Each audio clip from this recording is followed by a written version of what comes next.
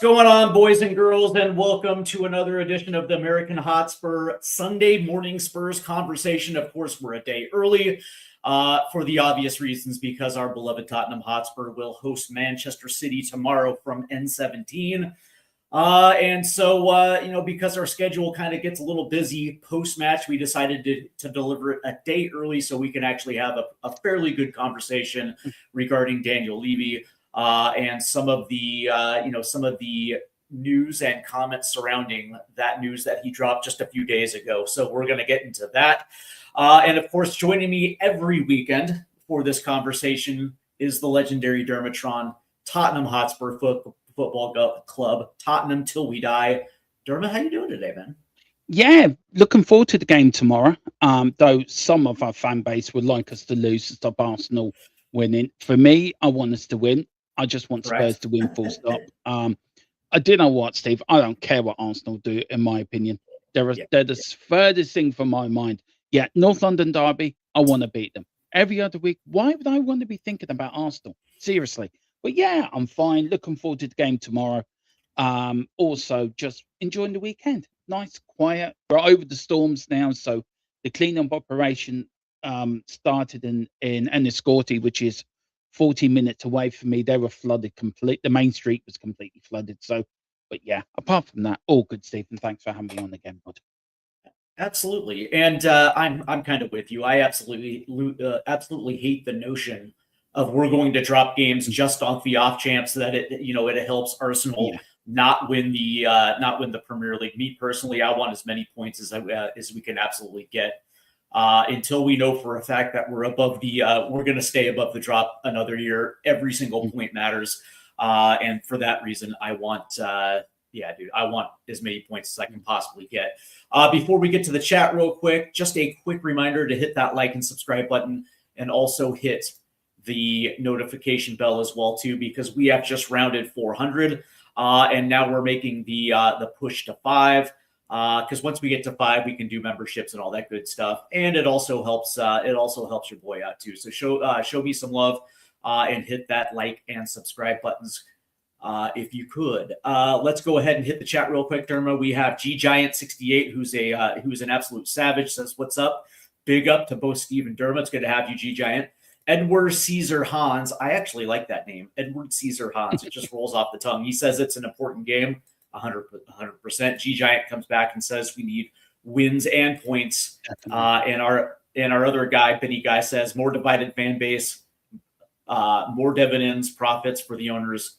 Fascinating language, English in it. That's pretty funny.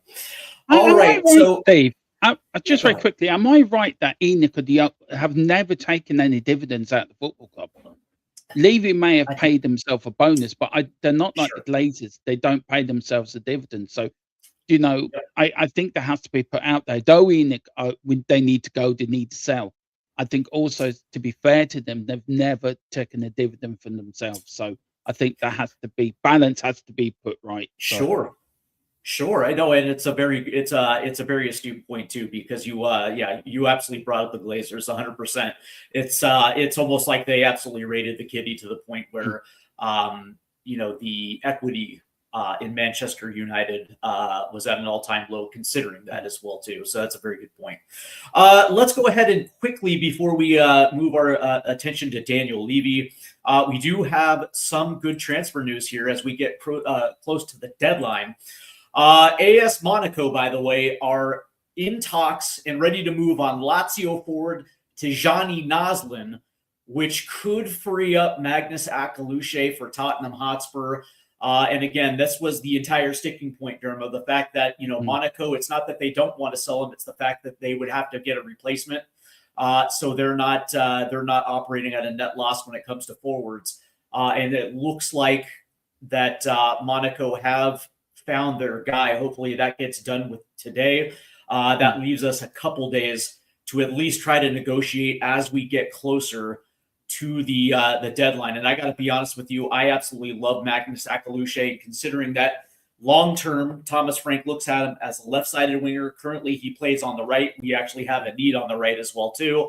As Wilson Odobert has taken I actually think he's done a good job on the right-hand side, but ultimately He's a left-sided winger, and so from the short term and also the long term, this would be an outstanding move. I understand that right now fans are absolutely frustrated because, again, Tottenham is doing the exact same thing they always do, which is wait to the end of the window to try to bring somebody in because it might be cheaper. But that being said, this is like if you're a fan of Magnus Akaluche and you want him at Spurs, this is absolutely brilliant news.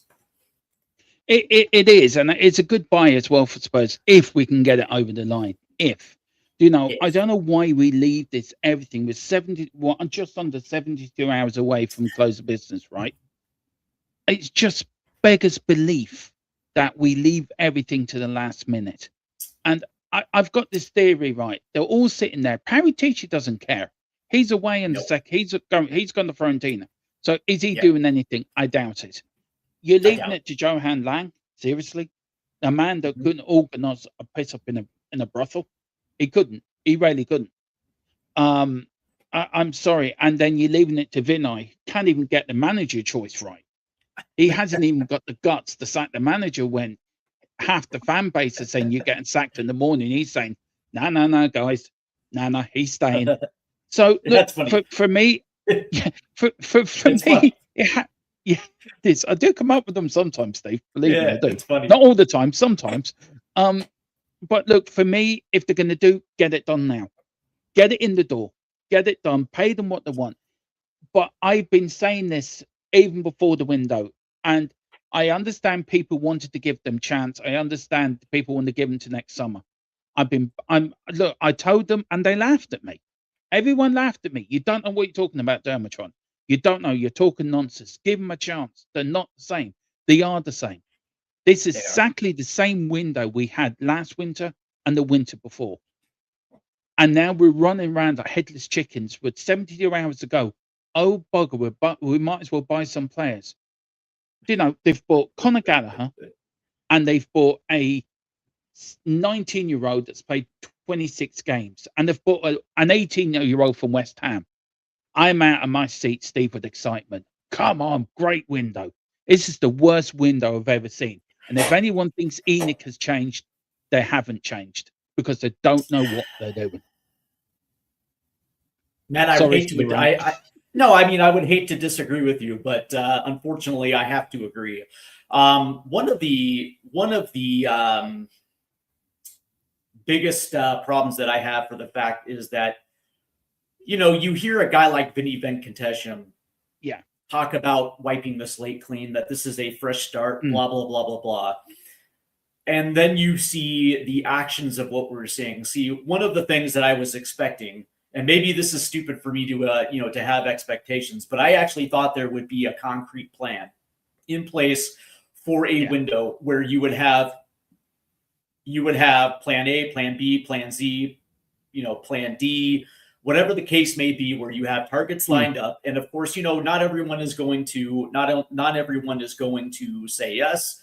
That's understandable, but you actually have a fallback option B, where within the first week you actually have a bid in, and it gives yourself time to negotiate. And of course, I always say that you have to have two dance partners. But that being said, the fact that Monaco are potentially bringing in his replacement lets you know that this could have been done 2 weeks ago, and we could have had Magnus Akaluche through the door, training and being a part of that match against Burnley, maybe both Champions League matches against Borussia Dortmund and Eintracht Frankfurt, and it could have been a net positive. But instead, it's the same old pattern where why buy at the beginning of the window when they're asking 45, where maybe we can get it down to 40 by the end of the window and we can save 5 million.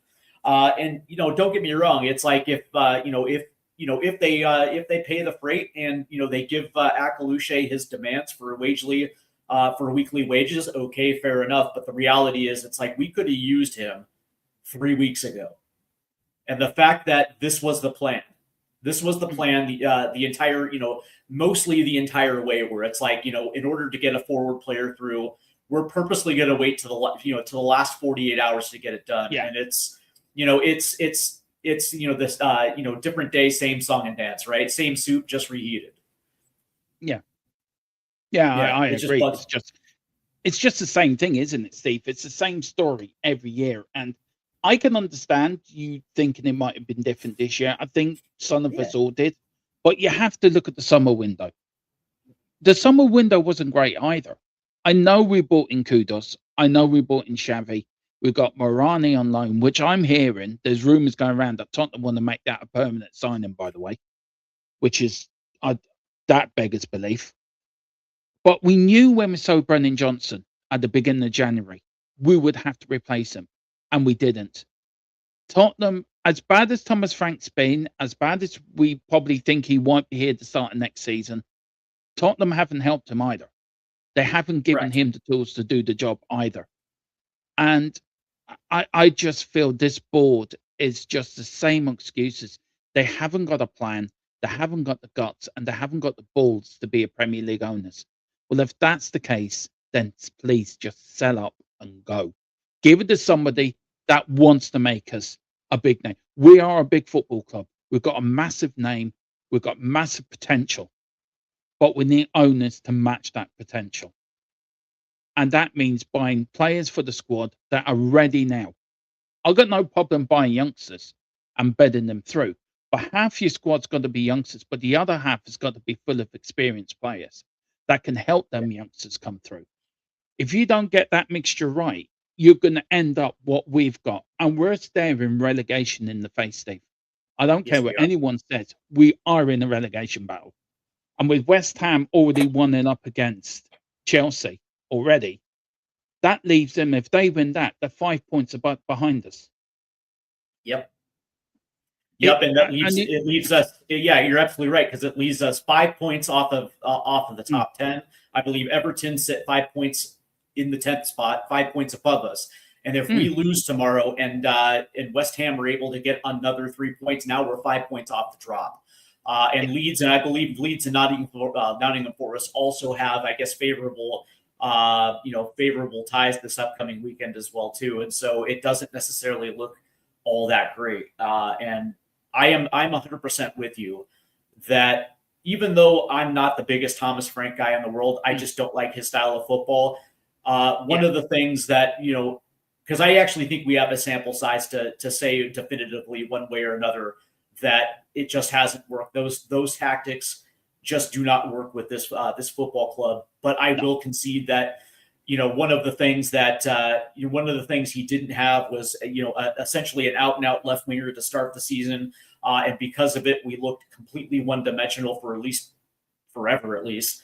And so from that standpoint, you could actually make the excuse, well, because we had an incomplete, essentially an incomplete forward line, we never really got to see it.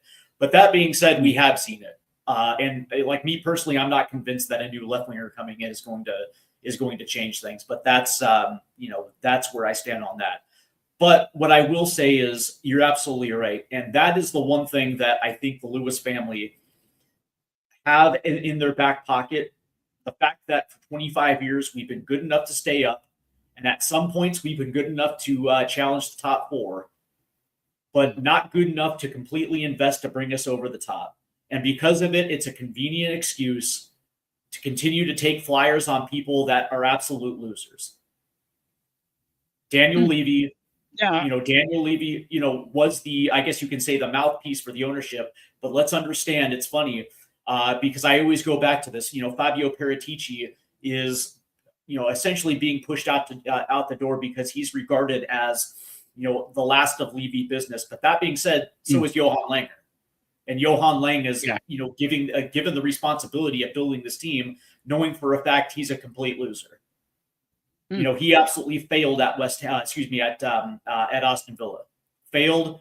And oh, by the way, as soon as he's out the door, their fortunes change from being promoted, 6 years on. They're a Champions League side, consistent Champions League side, pushing top four, pushing top three. And Tottenham Hotspur are floundering, essentially flailing as a mid-table, lower-table team, and it's just unbelievable. Like, the people that are in charge do not necessarily have a compass, or do not have a direction, or do not have the knowledge of what this football club is, and it's obvious. But Derma, let's go ahead and get into it, because news dropped regarding Daniel Levy again. And now, as it's being reported, the former Spurs chairman is in negotiations to sell his nearly 30% stake in the holding company, which is ENIC, for $1 billion. And I got to say that I actually got a chuckle out of this. And the reason why is because his timing couldn't have been more beautiful, considering where we're at as a club. Considering that we had a couple of Champions League decisions go our way, and Spurs fans are starting to ask themselves, maybe certain things are starting to turn around, but all of a sudden, bang! Now we get this piece of news, and my first thought was that the way that the Lewis family, I beg your pardon, the way that the Lewis family has handled Daniel Levy was a complete and utter shit show. Yeah, because I agree. When there is a change of power, generally speaking, it's a slow burn, and it's not what that was. Usually, it's like a year or two, so they can actually identify the next chairman. So there's a smooth transition from A to B. And especially when you consider the money that's involved, the last thing you want to do is burn your bridges. And that's what the Lewis family did with their, abrupt sacking of Daniel Levy as the chairman. And the funny thing about this is I've been hearing behind the scenes report that the Lewis family was trying to get a sweetheart deal for that 30%, because eventually they're going to sell. They're going to sell this thing. And they don't want 70% of that sale. They want 100% of that sale. Yeah. And so the idea is that they would they would try to dilute Levy's 30% so they can actually get it at a discount price. But when you do what you're doing and you burn that bridge, Daniel Levy is in a position where he's not going to accept it. He understands what the club is valued at. He understands exactly what it means when they eventually sell it and what it's worth. And there's also now that added incentive is it's essentially like, fuck you. Like, you essentially spit on my 25 years as chairman of this club. I was the one that had this directive to get this club to the value that it is. I built the new training complex. I got the new stadium built. And I was the one that made money year over year over year over year and essentially lined your pockets. And because the daughter has a beef with Daniel Levy, and all of a sudden this is what happened, the last thing Levy's going to do is give the Lewis family a discount. And so now he's opened up negotiations to this Hong Kong businessman. And from that standpoint, now it puts ENIC or the Lewis family behind the eight ball, because they have to pay it. Like, if they want it, they're going to have to pay what market value is. And the last thing that they want is some Hong Kong businessman being on the board. That's the last thing they absolutely want, because there's always going to be ulterior motives with those people. And and if you want 100% stake, you're going to have to pay it. The biggest issue with this, though, Derma, is you understand how this is going to work. If they pay £1 billion, that's going to get tacked on to the sale price. And all this talk of ambition that we're currently getting out of Vincontession, all of this is going to go away, because they're not going to be acting with ambition if they have to pay Daniel Levy £1 billion. All of that goes out the door. And when you considering where we are so close to the relegation line, this was the absolute worst news the Lewis family could have gotten. It is. Look, it's still early. It's still, these could break down, these talks, by the way. I didn't think Levy wanted it to get out. But you go back to the summer, Steve, when Levy was removed. Let's say, for example, right? We use that as a he was removed. I think he was sacked. I think the Lewis family said, get out. We don't want you. How he was removed as well. There's lots of rumors that he was forced out of the football club. He had his stuff dumped on his doorstep. He wasn't allowing to clear out his office. And then suddenly he's sitting there thinking, right, what can I do? And there's a lot of infighting at the moment between him and ENIC. And it's taken their eye off Tottenham. Now, I just think they should just pay him off, buy the shares off him, and let him go on his merry way, and then concentrate on getting the players we need to make us successful. And the eye's been taken off ball. Now there's a massive infighting between Daniel Levy and ENIC, and they're paralysed. The whole board's paralysed. The whole board cannot do anything. They can't get any money to buy players. They're more focused on Daniel Levy putting out fires for him, or what's he going to come out. Now we've got this coming out that he's selling these shares to a Hong Kong tycoon consortium. Where I think there's what I read, 4 billionaires in that consortium as well. I think this is a way of buying Tottenham Hotspur. I think they're going in the back door. And I've said it for a long while. Tottenham are up for sale. Don't be surprised if you read the report in the next day or two that they've put a full bid in for Tottenham Hotspur. Don't be surprised if that comes in the next month that they've put in a bid. And I've said this before, and people said I was talking nonsense.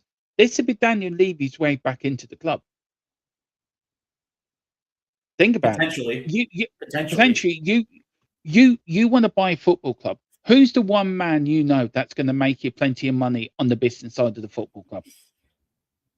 You know, the interesting thing, though, Derma, is you wonder what. Okay, so essentially, what you're saying that a part of the agreement of selling his 30% is if there's an agreement in place where he resumes his title as chairman. Is that what you're suggesting? That no, that it's not what I'm saying. What I'm trying to say, sorry, I didn't explain it right. What I'm trying to say is I wouldn't pass Daniel Levy to try to come back into the club or buy the club through other people to get back at ENIC. There's a massive bust up between them and ENIC. Sure. They're going to try to devalue his shares as much as they can. Yep. They're not going to want him to get any money that it's worth. So there's going to be a massive infighting here. There's going to be a massive fight between these 30%. And 30% of ENIC, if I'm right, is also 30% of Tottenham. But he can't do anything with them 30% because he hasn't got the right to do anything at Spurs. I think ENIC have got a decision to make here. Either let him sell his shares for $1 billion and let him waddle off to the sunset and they get a new controlling partner. Or ENIC say, okay, if you want to buy us out, buy the whole club. And then, it's very interesting. It came out, Steve, over 72 hours before the end of a window. Yep. That's inconvenient. That's the thing. It's like the timing is beautiful. It's absolutely ruthless and it's pragmatic. And it's something that I'm sure Daniel Levy was was specifically waiting on to drop it. What I will say is from an ENIC standpoint, they've wanted 100% control of this club. Essentially before they decided to kick Daniel Levy to the curb. So from that standpoint, it's the best way to do it is to dilute his shares or the shares value and being able to walk away with a deal that, yes, it's going to leave him absolutely wealthy, but it's not going to be at the number that it's actually worth. And of course, Daniel Levy is not going to allow that to happen. My biggest issue with this is that it's not necessarily the $1 billion; it's the debt that somebody is going to have to service. Because when you think about the new hotel, you think about the stadium debt. Yes, that stadium debt has been amortized over a 30-year period. But that being said, any new prospective buyer is going to have to carry that debt. And you wonder whether or not that this is something that turns prospective buyers off. So, for instance, let's just say that it happens, right? Let's just say that, hypothetically, the Lewis family pay him out. And now all of a sudden they have 100% control. And you wonder whether or not that added extra debt, that debt is something where any prospective buyers looking at it, thinking to himself, well, that drastically cuts into what we're able to do in the short term, right? Because you would expect any new owner is going to want to come in and absolutely, make a statement. They're gonna come. They're gonna want to come in and do do fantastic things as a sign to make sure that the fan base is where they're supposed to be. But now all of a sudden they have this debt that they have to service, and it greatly stands in the way of that that type of that type of situation. That's the one thing. The other thing is, you mentioned this, and this actually seems a little bit more realistic now that I think about it, is that if a sale does go into this consortium, this Hong Kong consortium, it's exactly the way into the, you mentioned it's a way into the back door, because now all of a sudden they have 29%. And they've got 29.88%. Yeah. Yeah. 29.88%. And that is like the first step into trying to buy more shares. It's the exact same thing that ENIC initially did when they bought a minority stake from Alan Sugar. And eventually they were able to negotiate a full price for the actual club. Like, to me, that it almost feels like it would be, I guess you can say, the path of least resistance for the Lewis family, where it's like, yeah, it's not ideal, but that being said, you're still going to end up getting 75 or 75 or 76% of the total valuation, which is you're still gonna walk away with $3 billion. Yeah. You know what I mean? It's not going to be the 5 that you want, but it's still not nothing. Because I just get the impression that the Lewis family just doesn't want to own this club regardless. Like, they want to get out of the football business, and they're ready to cash in. No. And so it's going to be the move that, like, you would think that it's going to be a move that is going to net them the most money. And that's the thing. Is it through Daniel Levy, or is it through letting him sell his 30%?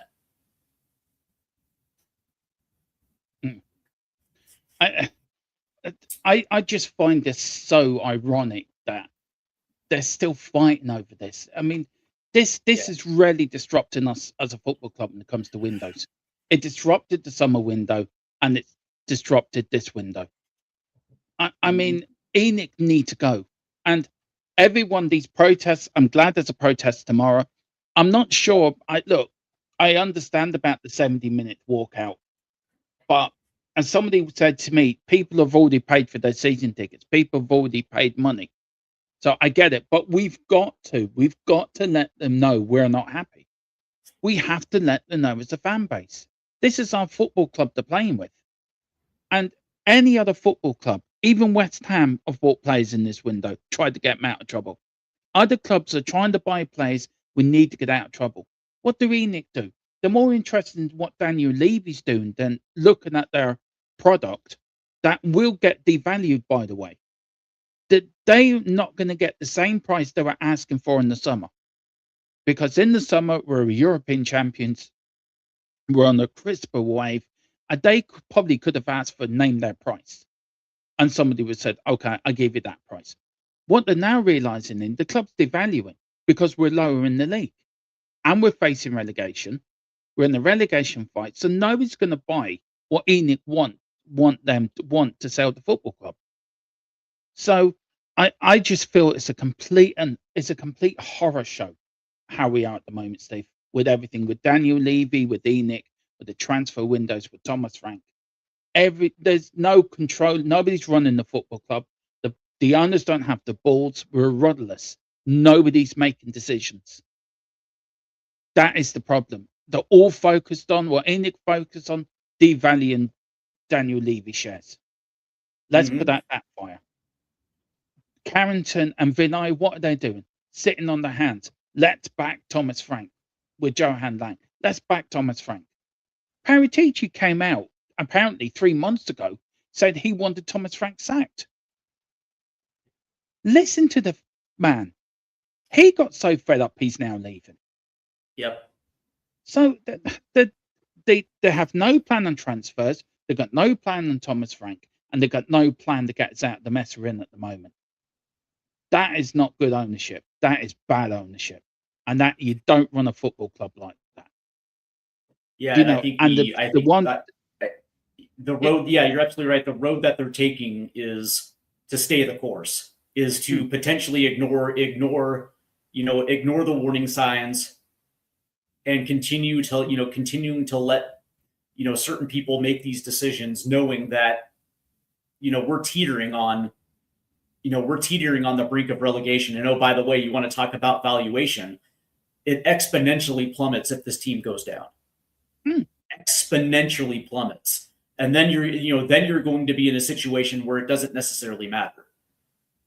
Now, I guess you can make the argument that if we do go down, and the valuation plummets, then Daniel Levy doesn't get his $1 billion. But then he's also in a situation where he doesn't have to sell. He can just hold on to it until we go back up. And then this whole process will start over again. Which means that you're absolutely right. The people in charge are not paying attention to the areas in which they need to be paying attention to. 100%. Yeah, they're not. And where is it affecting? It's affecting us on the footballing side. Yeah. Where we need players, where we need investment, where we need to be. We were supposed to be one of the most active teams in the January window this month. We've been one of the most inactive teams. And we've brought in Conor Gallagher, which is a okay signing. Good move. Okay, it's an okay signing. They've brought this young lad from Brazil who we've never heard of. He's only played 26 games this season, right? And we've brought some youngster from West Ham. And then to cap it all off, I mean, you see the selling side of it. We sent Dean Scarlett out on loan yesterday to hit Birmingham, which leaves us with only 2 strikers. We sell Brennan Johnson without buying the right back. And we've got no cover on the left and right side of the defence and the fullbacks. Yep. There is no plan. I don't know. I've never seen the team or the club run as badly as it's being run at the moment. I understand. I mean, I don't think it was right going up to the late what's her name? Vivian Lewis in the stadium, the man doing it. I can understand the frustration, by the way. I can understand why he did it. I think it could have been done in a different way, but I suppose when people are angry and when people are sort of emotional to see something and the red mist comes down, you're not in control of what you're doing. But I feel that if he's that annoyed with it, then join the protests. And fans have to join the protests now. I was never one for protesting, Steve. Even I was always in the middle with Daniel Levy.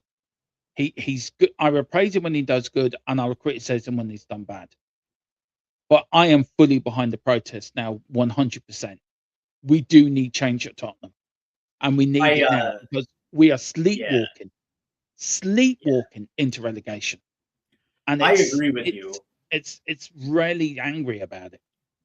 I agree with you because number one, I've always, being in the United States, we have liberties and freedoms that other countries don't. One of the things that we do have is the right to assemble, the right to free speech, and the right to protest against those that you feel are not up to scratch. And so from that standpoint, I'm actually 100% behind the protests as well too. As long as it is holding those in the football club accountable, then it's a righteous movement because I do believe there needs to be accountability as well as transparency. And so if this is what it leads to, 100% am fully behind it. As a matter of fact, when I'm out there in a few weeks, and if there is going to be a pre-match assembly, I'll probably be there. And I'm probably going to be joining it as well too, because I absolutely do agree with it. But I get the impression that guys like Vinny Venkatesham and guys like Johan Langer are trying to stay calm. They're trying to have a sense of stability because I think what they're looking at is that once we get past this February, these 4 matches in February, and we get into March, then we're going to get Mohamed Kudus back. We might even get James Maddison back early. Hopefully we'll get Kulusevski back. And then from that standpoint, now all of a sudden you get 3, absolutely key guys back into the starting 11.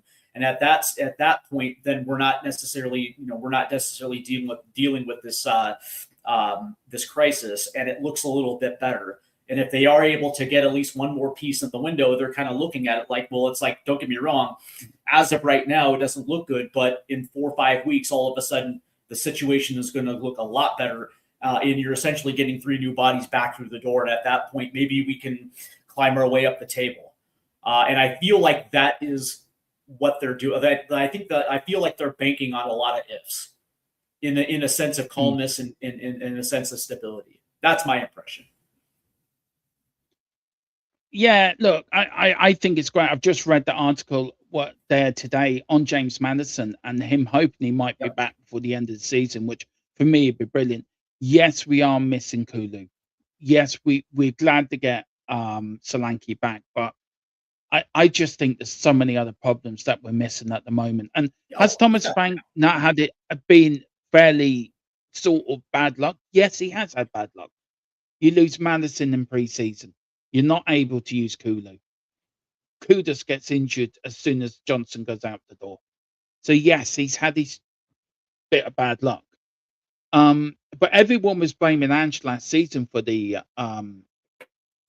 injuries. And isn't it quite funny that we get the same injuries now, Steve, that we did last season? And we're in the middle of the same injury crisis that we got 100%. Last season. 100%. I feel the medical department has to be severely looked at. But once we get Maddison back, and if we can get Kudus back soon, I know Porro could be back for the Arsenal game. So could Richarlison. They will feel like new signings. But I just feel instead of just thinking, oh, we've got players coming back, that'd be fine. We have to be proactive. And that is the problem. We're not being proactive.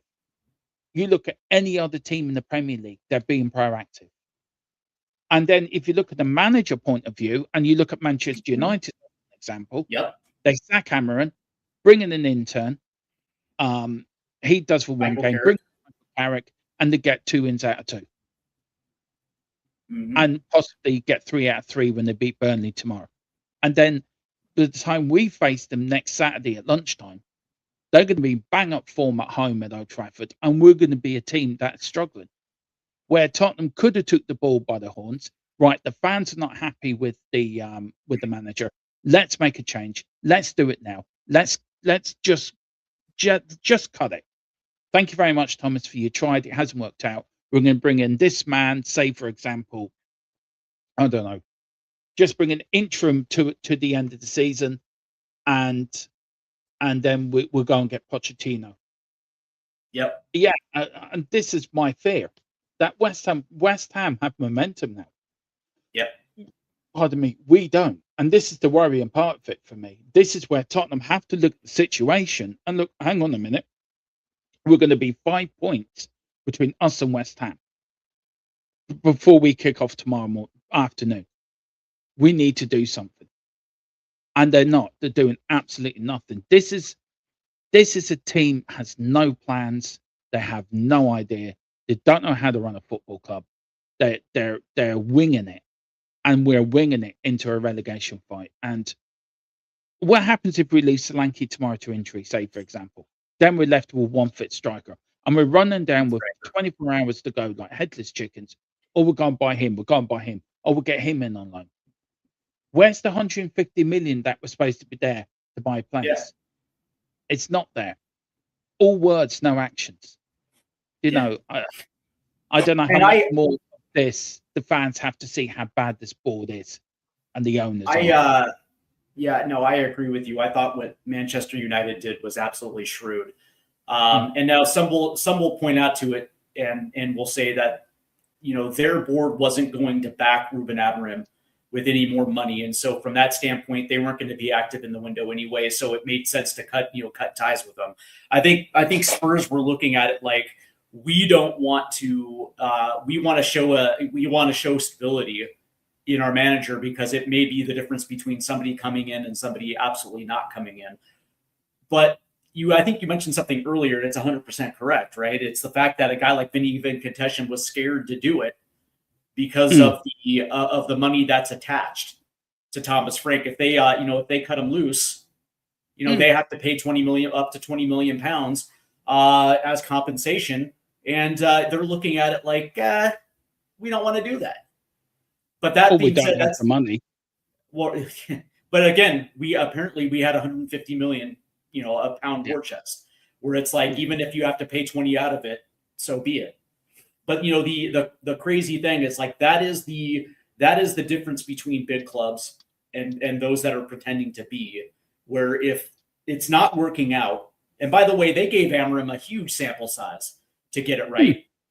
And it just wasn't working out. And I can understand there's some people that feel like Thomas Frank hasn't had a good shake. But that being said, I think it was quite obvious that he wasn't cut out for the type of schedule coming into a Champions League season in order to keep this team grounded. I think it was quite obvious. But speaking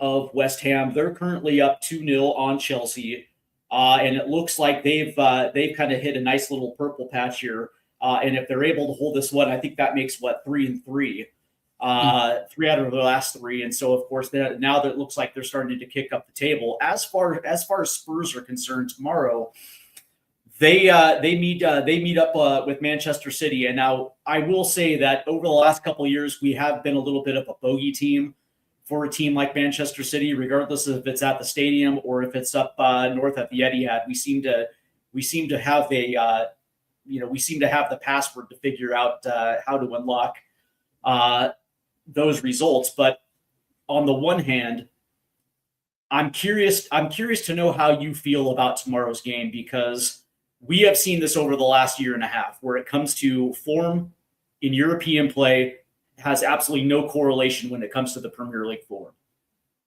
We can't seem to carry over good results into the Premier League, and that has me a little worried for tomorrow, because I'm curious to know which Spurs team is going to show up. Yeah. Well, isn't it so much like last season, Steve, where we were brilliant in the Europa League, rarely were.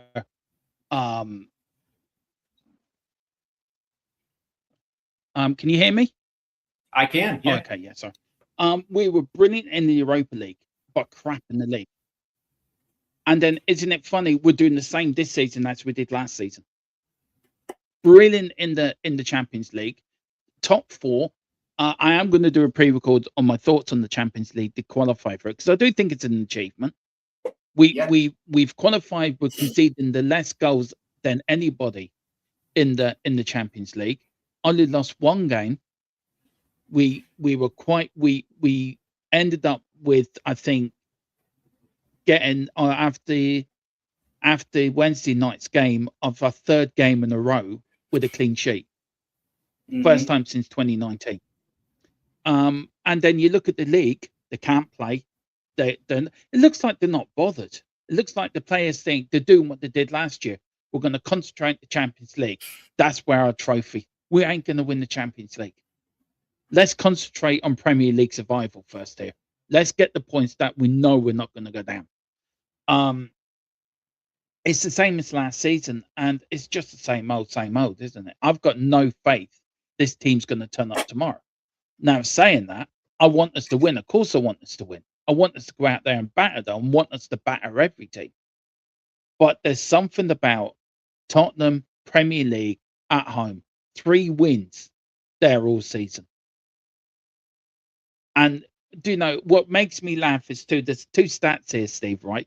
Since the last time where any team that has scored over the last 4 games first has won the game, but the opposition haven't been able to score. The last time both teams scored in the same game was the 3-3 draw in 2023. Every game after that, whoever scored first went on to win the game, and the opposition got a clean sheet out of it. So it's going to be interesting tomorrow. They have to use Wednesday as momentum. They have to back it up. You saw other teams that always back up a win. United backed up their win with the win at Arsenal. Yeah. We've got to back up that win at Frankfurt with a win tomorrow. But when it comes to home form and Premier League, we're dreadful. Yeah, we are. I just don't get it. You could ask the most brilliant minds in the world to explain why Tottenham Hotspur in Europe is it's one of the best teams in Europe right now. But Tottenham Hotspur in the Premier League is probably one of the worst teams in the Premier League right now. I can't work that out. You can't work it out. I don't think blooming I think anyone can work it out. I think it's quite simple for the fact that our forward line isn't scoring goals. We're not getting any semblance of production when it comes to that forward line in the Premier League. It's interesting, when it comes to the Champions League, outside of maybe Villarreal or PSG, we actually had a fairly, you might even throw Borussia Dortmund into that as well too, but we had a fairly easy go in the league phase when you're talking about Copenhagen, Bodo Glimt, even though that one was kind of difficult for us. But then you look at, Frankfurt, teams that give up goals for fun. They concede goals for fun. And so from that standpoint, I wasn't wholly surprised that we ended up winning that game. And I also wasn't surprised that our two strikers ended up getting goals in that game. But that being said, there's no correlation to the Premier League. And our forward line has an absolute hard time not only staying on the front foot, but also being goal dangerous. This cannot be another scenario where our two center backs get goals again, because it's not sustainable. In order for this to actually happen tomorrow, in order for us to to actually get that result, it almost has to be a carbon copy of what we saw early in the year at the Etihad, where we ended up getting good goals, and we were not only were we pressing high, but we were also pushing forward and pinning Manchester City back, and we ended up having very good goals in that game. And it almost has to be that same replica, where not only does there have to be creativity from a guy like Xavi, but this is also going to be somewhere where a guy like Dominic Solanke is going to have to play a massive role. But we're going to know within the first 10 minutes, first 10, 20 minutes, whether or not that's actually going to happen. And we're going to be in a situation where, again, we're going to have to rely on our center backs to provide that cover. And if that is the case, I'm sorry, we're probably going to end up dropping this one tomorrow. And that's, I got to be honest with that. That's my biggest concern. Yeah. And then all the build up, then it rises up the question on Thomas Frank again. Yeah. We want Frank out. We want Frank out. And as I said, it's the same as last season. This is what I said at the start of the window on X. I said, you're either going to back Frank or sack Frank. We ain't going to back him, but we ain't going to sack him either. So we're sort of stuck in no man's land with a manager that's not good enough, with players that some of these players don't want to play for Frank. We've got apparently rumors flying around that one player said he wants to leave. The club won't let him leave because he doesn't want to be there under Thomas Frank. We've got fans complaining and singing, you're getting sacked in the morning. And, we're the worst, singing boring Tottenham. And we've got Vinay looking down in it thinking, he's doing a good job. He's doing a good job. And he's doing a good job. Yeah. Again, it comes down to somebody taking the ball by the horn, Steve, and said, this is what we're going to do. Nobody's doing that. And then it's funny, every decision or every avenue that we go down about this football club, that road always ends back at the ownership.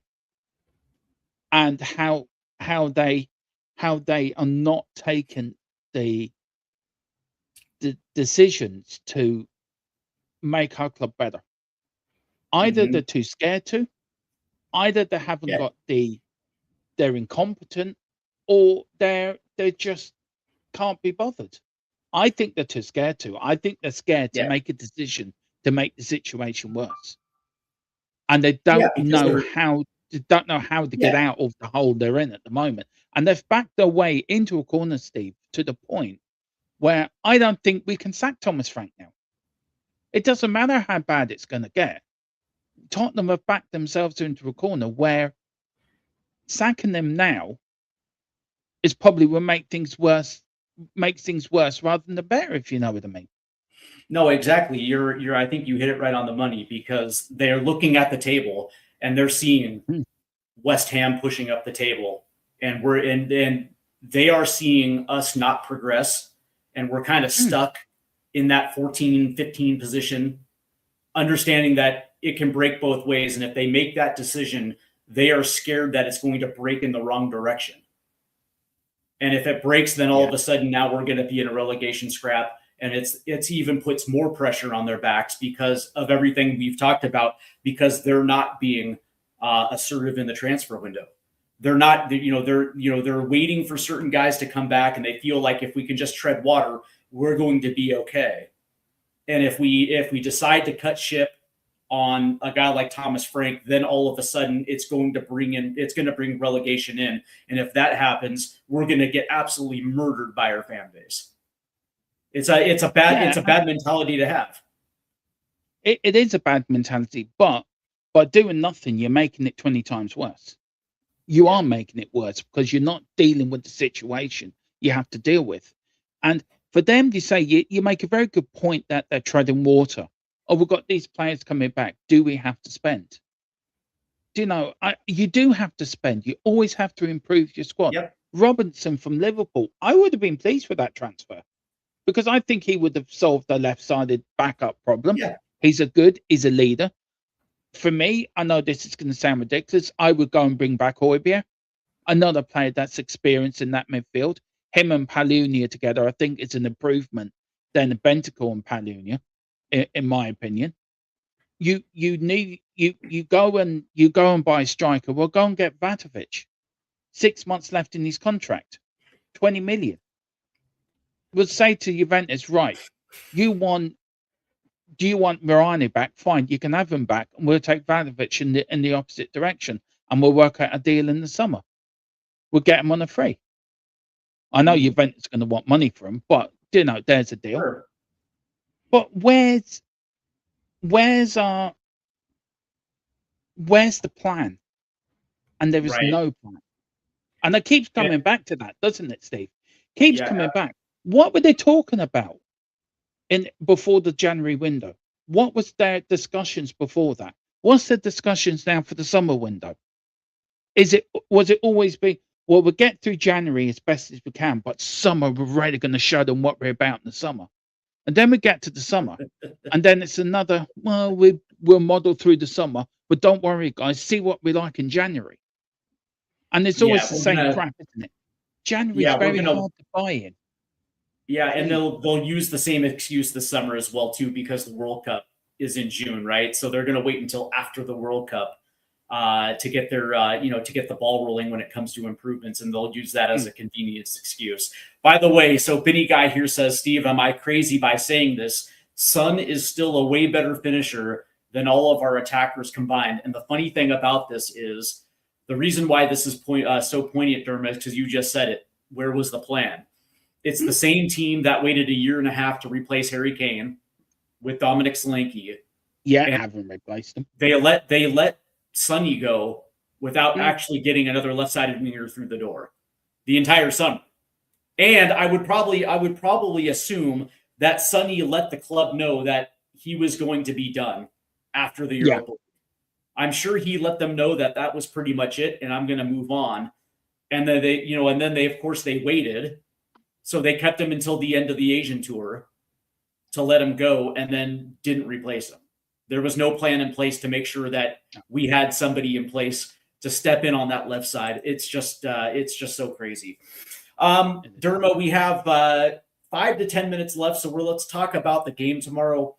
I would probably assume that there's going to be some rotation, especially in that forward line. Probably Dominic Solanke comes in and starts. Is this going to be an opportunity for Matisse Tell to get back into the team off the left side, or do you think that we're going to see a back three? I've done a back three. I've done a back three in my predicted lineup. Okay, that's what I've gone with. I've gone with Danso Romero. I think Mickey van der Ven will play. I think he will play tomorrow. So that's what I've gone with. I think we look better with a back three. I think we've always looked better with a back three because you've got Spence and your doggy, or Spence or Burrow, who can bomb down the wings, who are better as wing backs than they are as as national fullbacks. But it's very important. You said it earlier, Steve. The first 10 minutes are going to be so crucial to how this game's going to pan out. Now, are Tottenham going to come out and batter Man City? Man City have only won 1 in the last 5. You know, that's all they did. The one last time out. That's only win in the last 5 games. We haven't won. We haven't won. We haven't won any in the last 5. I think it's 3 draws and 2 defeats. The last early win was Crystal Palace away, correct? Yeah, and that was before that was St. Stephen's Day, after just between Christmas and New Year. I think Thomas Frank's got to come out. He's got to throw the kitchen sink at it. Because I think Man City are there for the taking. I really do. I think you get at this Pep side and you can roll them over. We proved that already. But Pep would have learned from that from our earlier meeting. He would be setting up tactics to counter. He knows Tottenham at home, we go 1-0 down. They know the crowd are going to turn against them. And the players then start to go hiding. Tomorrow's all about pressure, Steve. Pressure of playing well, pressure of winning, pressure of backing up that win on Wednesday. And what did Conte say all them years ago? These players don't like pressure. What did Jose Mourinho say? We're too nice. We're too nice. And what we are 2026, we're a team that doesn't like playing under any pressure, and we're a team that is too nice. And that is still within the makeup of the football club. So and by the way, you're 100% correct with that. This team absolutely crumbles under the pressure. Just out of curiosity, was your lineup a 3-4-2-1 or was it a 5-3-2? It's a 3-5-2. No, a 3-4-3. Sorry, 3-4-3. A 3-4-3. Who is your midfield? I've got in there. I've got Xavi. No, I've got Palunia and actually, let me hang on. I can't remember. Yeah. Give me 2 minutes. I'll get up my camera. Yeah. Because I also wouldn't mind a 5-3-2 if the midfield is like I actually have a sneaking suspicion if Paulinho is not going to be available, then it's probably going to be Basuma, Gallagher, and Xavi in that midfield 3. Yeah, and then your 2 up top would be something like Odebear and Solanke, something like that. Yeah. Right. Yeah. Where am I down now? And Matisse Tell, Matisse Tell is on the bench. Yeah. I've gone with Vicario, Dancer, Romero, Mickey van der Ven, Udogie, and Spence as a back 5. As a Dancer, Romero, van der Ven, the 3. Then the 4 people in midfield I've gone with Udogie, Palunia, Gallagher, and Spence. And then the front 3 I've gone with Xavi on the left. I've gone with Odebear on the right and Solanke up front. Yeah, that's actually pretty solid. Because generally what's going to end up happening is you would probably assume that Xavi's going to move in a little bit more centrally. But yeah, sounds about right. Yeah. So, all right. I like it. You could actually, you could also change that end if you wanted to. Have Gallagher sort of sitting as an 8 and Palunia as a 6, and have Gallagher sort of as an 8 and a 10. So I like to see it. Knowing Thomas Frank, I think he's going to sit with 7 at the back. Yeah, he's going to sit with a back 5 plus 2 really defensive midfielders. Palunia, that's good, and Gallagher, and Gallagher as in front of the back 5, and then he's going to have Xavi as a 10. Oh, Xavi and Odebear as 2 10s behind Solanke. So the wingers will be Udogie and Spence. But I can see him doing that, and he's done it before, and it doesn't work. Yeah, and we saw it against Chelsea, and we saw it against Arsenal as well too. We were ultra defensive, ultra conservative, and of course we rarely got forward in those matches, and that's my biggest concern as well too. Do you have a prediction for tomorrow? Prediction. My heart says 3-2 Spurs. I just don't know why. I just got this in my head, 3-2 Spurs. If I'm being sensible, I would love a draw. I think I'd take a draw, but my heart's going 3-2, but my head's going to 1-1 draw. So yesterday I did some research. Turns out that since the Tottenham Hotspur Stadium is open, these two teams have not played to a draw at the stadium. Mhm. And I think the last draw at Tottenham, not at the Etihad, at Tottenham, I think the last draw between these two happened in the first match of the season in 2010. So it's been a while since these two teams have drawn. I'll say this again, and I said this yesterday as well too on Spurs Diehards TTID. Until I actually see it, it's hard for me to believe it. I would love nothing more than this team to carry over their momentum from that win at Frankfurt. But it's one thing to play Frankfurt, and it's another thing to play Manchester City. And even that Manchester City is a little bit. You said they've only won one of their last 5. They're still Manchester City, and they still can come good. And so from that standpoint, I hate to be the one to say it, but I think we dropped this one 2-1. Yeah. I would love. I've got a question for you, then. Yeah, you would love it. I've got a question for you, Steve. If we do lose this, and we know we've got no more Champions League games until March, right? What do you do if we do lose it? Do you get rid of Thomas Frank tomorrow? Do you say enough is enough? We don't have any Champions League games until March. We'll sack him. We'll get a new manager in now, and we'll get that new manager bounce. It saves us it gets us out of a relegation fight, and a new manager with new ideas might take us further in the Champions League. Do you go down that route? I would have gotten rid of Thomas Frank 3 weeks ago.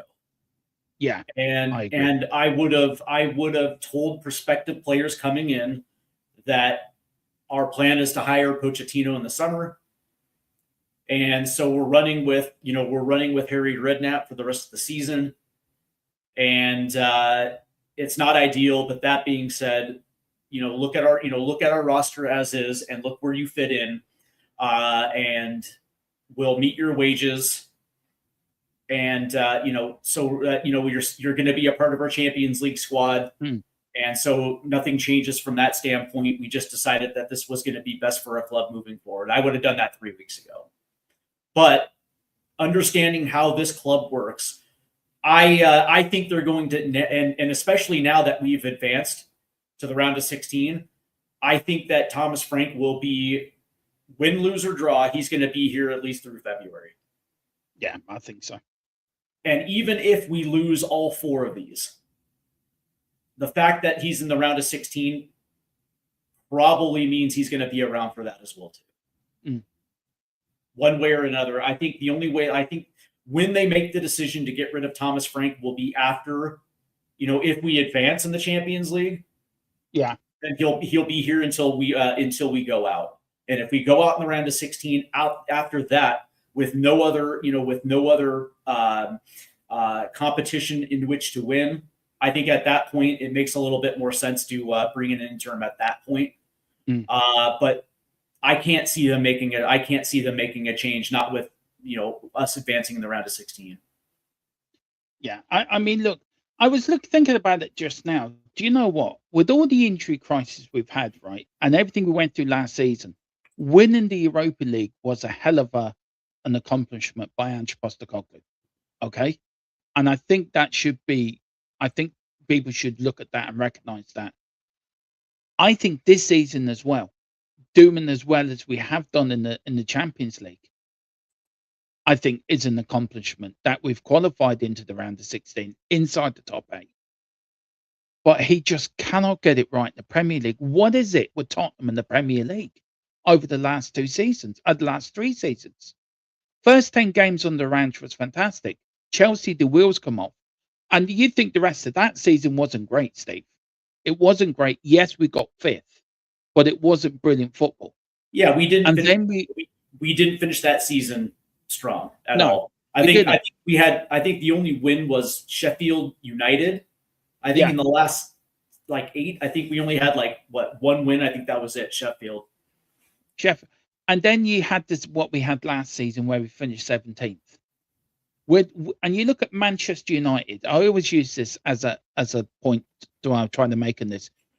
Which team has got more out of the Europa League final last season. Manchester United or us. You look at Manchester United, Yeah. fighting for Champions League place, went out and spent money on 3 attackers. We sat on our laurels. We didn't do anything. And everyone think we go after Eze, doesn't get done. We'll go after Morgan Gibbs-White, doesn't get done. We're big in Eze, who's our third choice, by the way. Then we'll go and buy in Kudos. And then, we tried to get Antoine Semenyo, and he said, thanks, but no. Yeah. Yeah. I mean, you look at us. You're a player, right? And you're looking at Tottenham or Manchester United. Where are you going? Where are you going? You're going to Manchester United because you can see what their plan is. You can see what they're planning for the next season. And you come to us. You come to Tottenham.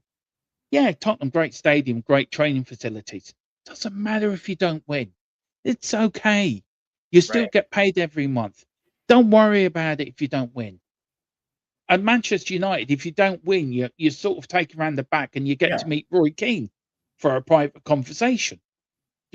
So again, it comes back to it. For years, people have been telling us. Conte told us. Mourinho told us.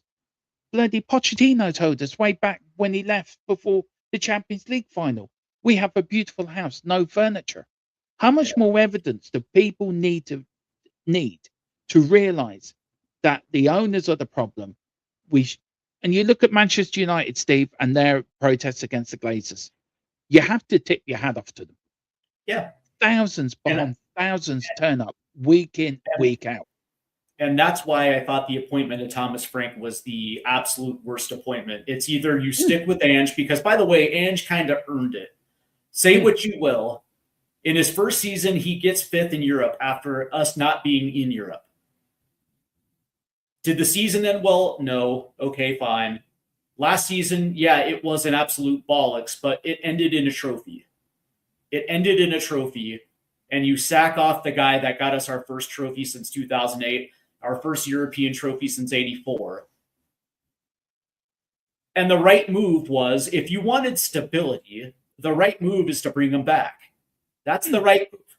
But if you wanted to replace him, then you get a guy who actually has experience in the Champions League. A guy that has some success, but also a guy that is a hardline, I hate to say it, is a hardline asshole that actually has demands and actually has expectations just to get into the first team. That if you do not work what I'm essentially saying is a coach that is actually going to challenge his players. That's what professional players absolutely want and love, is to be challenged. And to be honest with you, that's the thing. As Benny Guy here in the chat says that, Frank represents the total definition of being Spursy. 100%. I hate that word Spursy, but I do too. We are so Spursy. We are so Spursy at the moment. Before, we do this this is now the second week that we have done the, I guess you could say, the Sunday Spurs conversation. We always finish it with matches around England. And so is there a match that you have circled on your calendar as being something that actually appeals to you? It doesn't necessarily have to be in the Premier League. It can be in the Championship, League One, League Two. It can even be in the Scottish Prem if you really want to go that deep. Is there a couple matches that you're looking at? I tell you one thing. I'm probably not looking at. Probably going during the week that Celtic qualified for the playoff rounds of the Europa League under Martin O'Neill. Absolutely over the moon with that. I think he's done a wonderful job since he's came back. So I was delighted about that, Steve. And also with West Ham beating Chelsea. I don't think a lot of people give West Ham a bit of a chance today.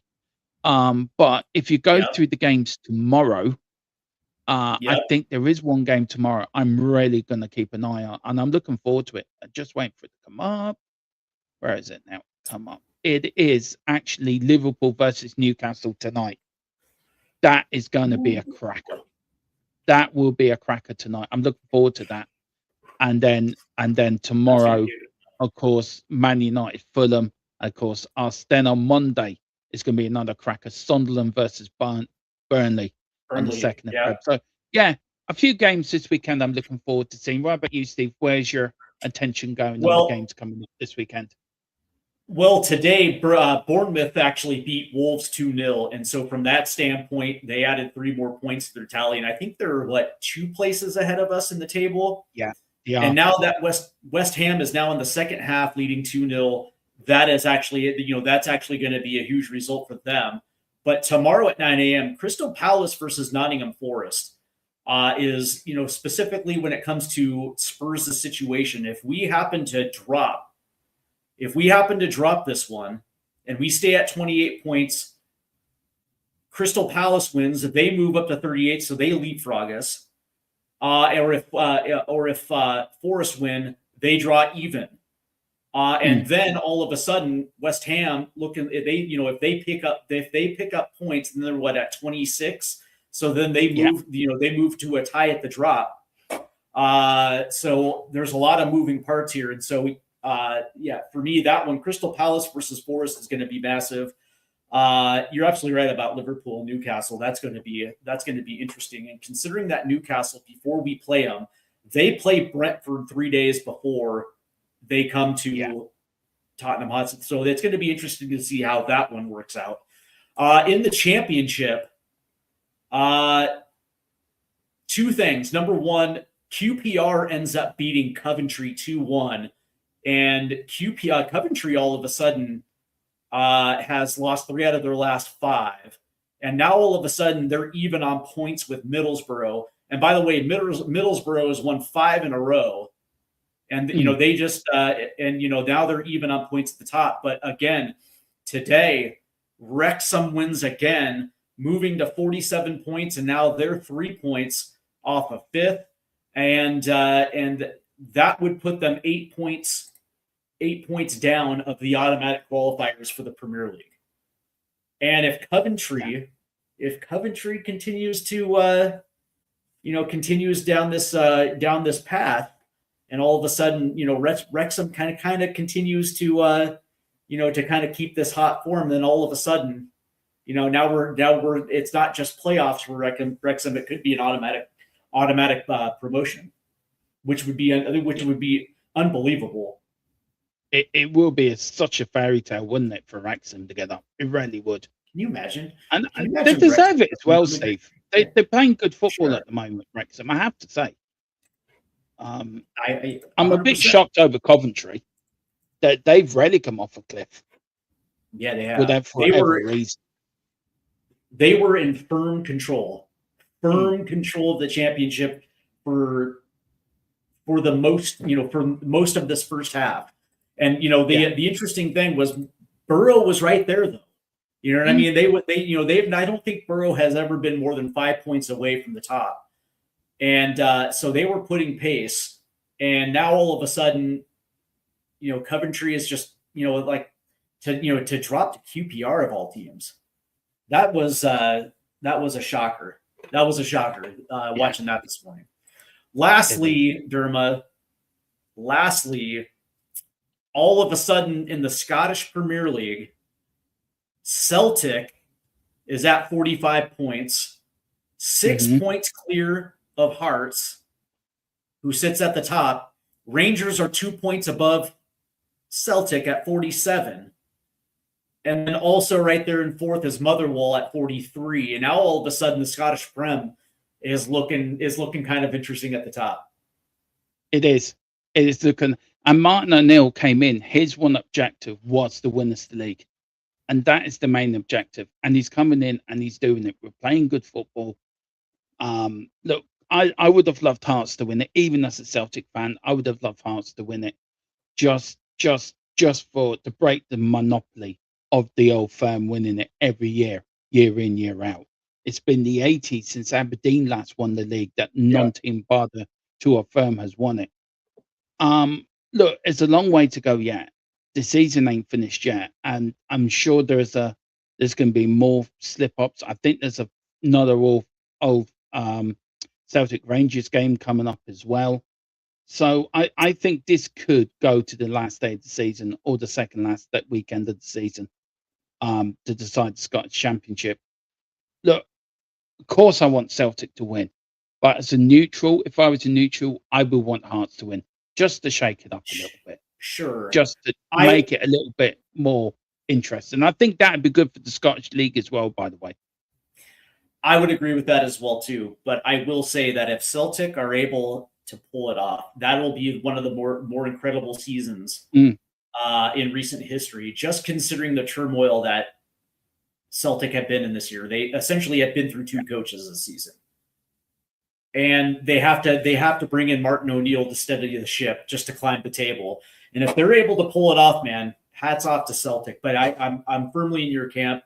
I would love to see Hearts. I would love to see Hearts do it, but I digress, man. It's kind of interesting, right? I've been kind of keeping a close eye on Celtic as well too, just because at one point it looked like Hearts might just run away with this, but Rangers changed their head coach off of Russell Martin, and now Celtic have changed their coach yet again off of this time Wilfred Nancy, and looks like both of those teams have figured out a way to right the ship. And it would be interesting too, because if Rangers pull it off, then Mikey Moore, our winger, will have won a trophy for a big club. So there are some Tottenham incentives there as well too. But that is going to do it for us, Derma. Any last words?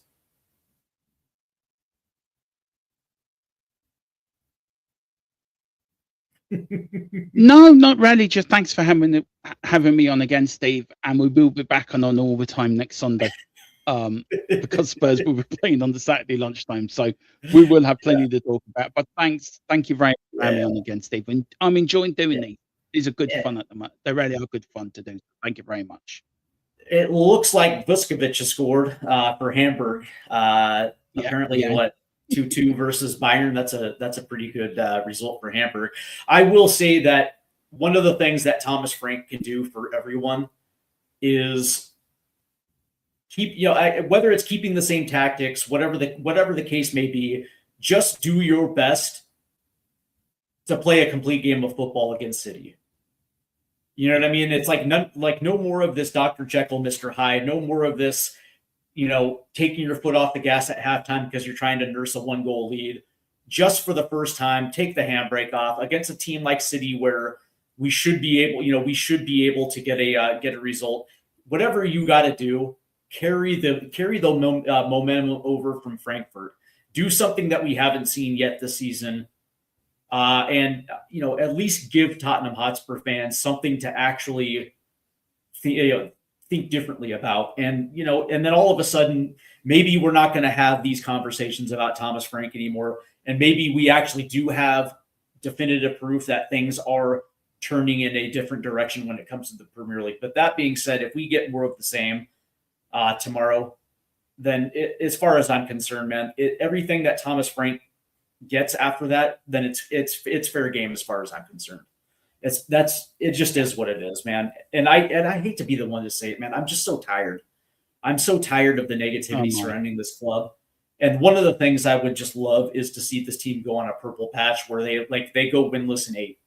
You know what I mean? That would be something that every single weekend coming into it, I would just actually be, essentially a happy clapper, or the eternal optimist, because at least we would actually have momentum, and the players would have smiles on their faces and everything would be great. But I don't know, man. I'm just in that situation where I'm in that curmudgeon, pessimistic, bubble. So yeah. No, I agree. I know it's one thing after another, isn't it? Mm-hmm. Please make sure you hit the like and subscribe buttons, and also hit the notification bell, because tomorrow we also do have the Hotspur live stream. Spurs versus City will be right here on Stateside Footy, and of course Derma has his watch along as well too. So definitely head over to THFC Tottenham Till We Die, and also show Dermotron some love as well too, because that channel is growing as well too, and I'm sure we're both looking forward to the World Cup this summer. So from that standpoint, both channels are where you want to be, not just for the Premier League, but also for World Cup 2026. So that's going to do it for us. Thank you again, Derma. And I also want to thank everyone for tuning in the chat as well, too. Dan Davenport, Benny Guy, Spurs 1234-ish, Bobby Boy 872, G Giant 68. You guys are absolute rock stars for participating today. So I want to thank you guys, and also all of those that are tuning in on X and also here on YouTube. You guys have been awesome. You guys take care. Enjoy your Saturday, and we will see you tomorrow. Take care, guys. Come on, you Spurs. Come on, you Spurs.